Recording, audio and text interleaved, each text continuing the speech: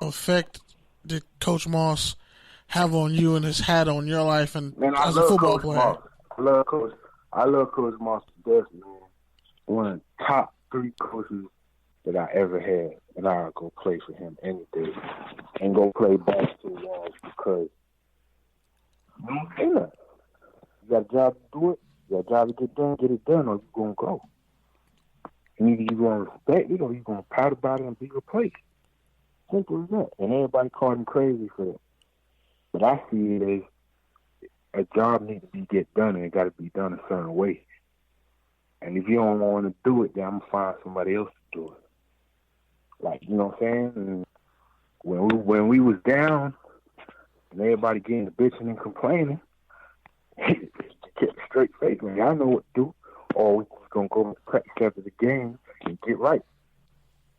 Then you already know that Coach Moore don't play about nothing he says, so we got to figure it out right now. Not after we lost because we down. Let's figure it out right now. So we don't even have to go through all that.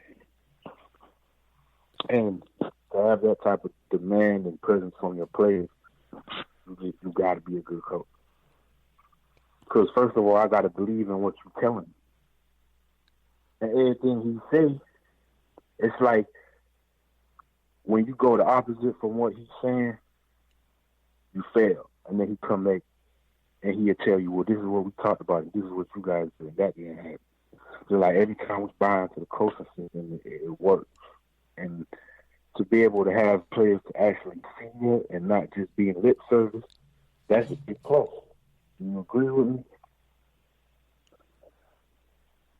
Yeah, and with that, you look at the fans, at least from what I saw just right out the gate, the fans came out. How, whatever, if you were nervous or whatever, like how did the fans kind of help you guys when the season first started and getting settled in? They helped a lot. They ran through the little team. Like, wow, like, I think it was going to be like probably 100 people, maybe 2. Then hearing that is like 20, 30,000, like that's crazy. And that just means you want to play harder. And it means that people, kids, people out there, they really, come to watch you play. And that always gives you some type of joy and momentum, because without the fans, so that made me personally happy. I did a lot of interacting with the fans, so I try to show love back as much as possible. And with that, you talked about Coach Moss being one of the best coaches you ever had. Going back to your college days at Cal and at Kansas, where do you feel like you grew the most as a player? Even dating back to JUCO All-American days at Riverside, where do you feel like you grew most in that time period? In college, I feel like I grew most at Kansas.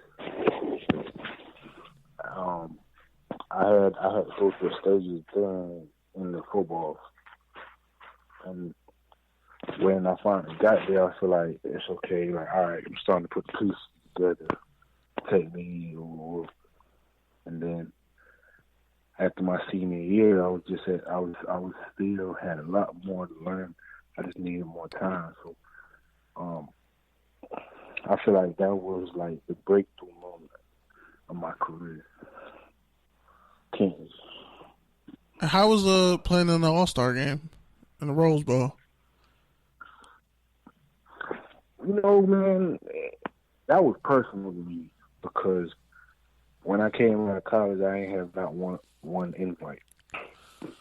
And I went to the Tropical Bowl, and no scouts talking to me on the first day. Know that this is on YouTube. I ain't lose one rep. Came back after the practice, went into the hallway, no scout talked to me. All right, cool. Got angry. Get up the next day, didn't lose a rep again. Then a couple of scouts started talking to me. Came the third day, didn't lose a rep. Now everybody wanted to talk to me. So I'm like, all right, I see what's going on here. And I was talking to a Steelers couch, a Steelers coach, and he was like, man, he overheard me talking. I was just, man, they just not built like me. He was like, why you say that? And I told him. And he asked me my name and number, and I won MVP. Long story short, but before I won the MVP, I told everybody I was gonna win because I didn't lose the rep in 1-on-1, so it couldn't go to nobody else.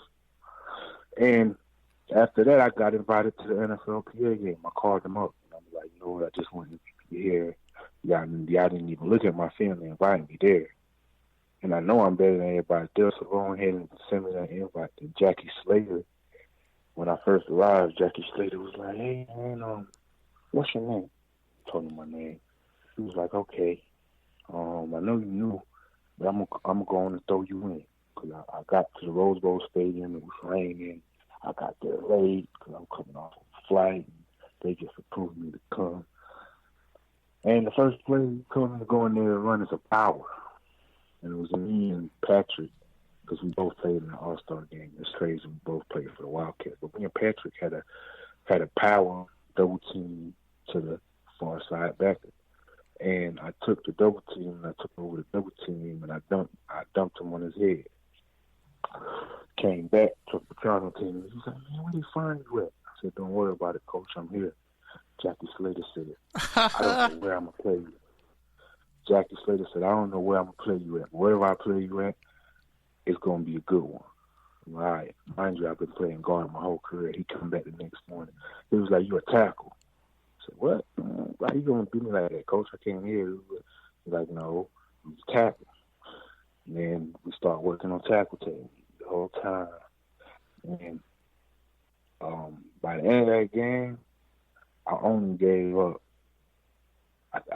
one sack, one pressure. And that just showed me like, damn, I came in playing guard, playing tackle and guard at the All-Star game. And then I tried to get into the Senior Bowl, and somebody told me that they said they seen enough. So I was like, okay, well, I should get drafted then. So, when come going training, and I didn't hear from nobody, but I signed as an undrafted free agent in Pittsburgh, and I only did a rookie minicamp. Been bouncing around ever since. So, yeah, that's kind of how my little college story went. And with that, because a lot of people, everybody, pays attention to the draft and who gets drafted, but a lot of guys don't, just because they get drafted, there's no guarantee they're going to make it.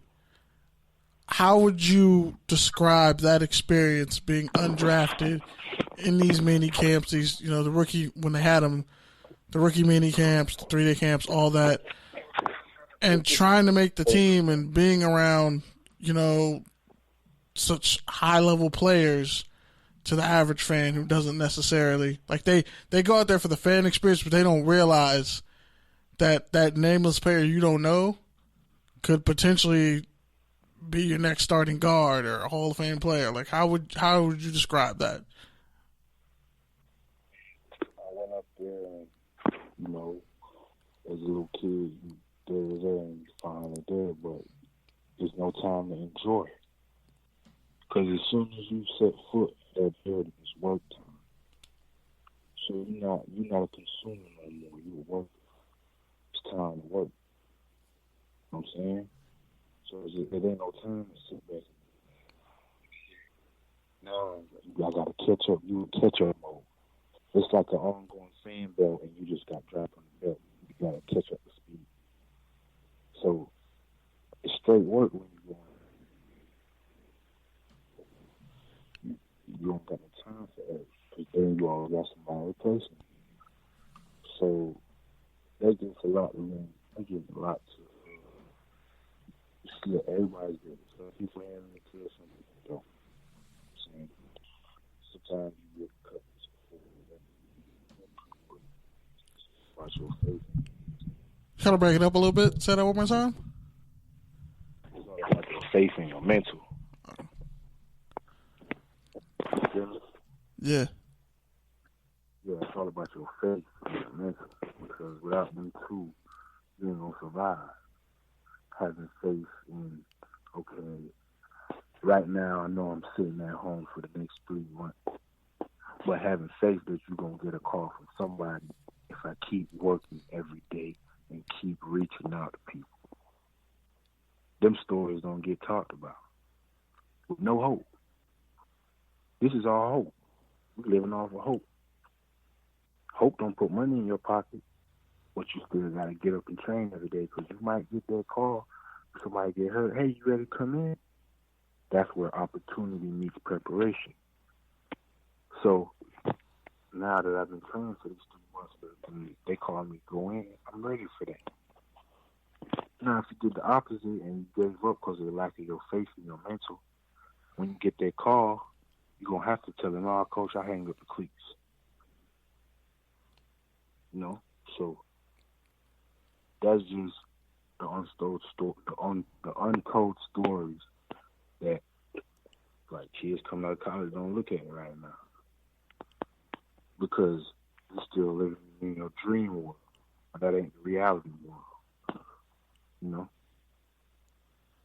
And because I went to a junior college, ended up graduating, and the one constant that I hear from anyone who went the JUCO route, they always say hard work, preparation, and just relentlessness.